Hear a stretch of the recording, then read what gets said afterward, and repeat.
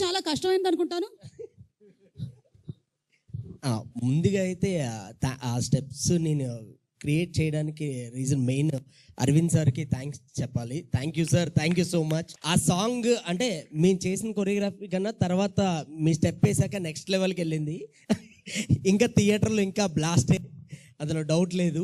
అరవింద్ గారు ప్లీజ్, మన టాలీవుడ్ గురించి అయితే మీకు తెలుసు కొంచెం, సో దానికి మీరు ఇంకా కొన్ని కొత్త స్టెప్స్ ఇంట్రడ్యూస్ చేయాలి sir, to make it more vibrant. ఇక్కడి నుంచి వచ్చిన వాళ్ళలో బాలీవుడ్ నుంచి ఒక ఆవిడే ఉంది, అందుకని ఆవిడతో చేస్తాను నేను త్వరలో. ఖచ్చితంగా ఫ్యాంటాస్టిక్. ఎస్, మీరు విన్నది నిజమే.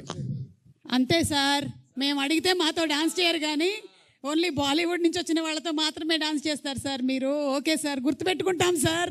కానీ ఆ రోజు మీరు స్టెప్ వేసినప్పుడు నేను ఉన్నాను సార్. వేశారు సార్, మీరు వేశారు.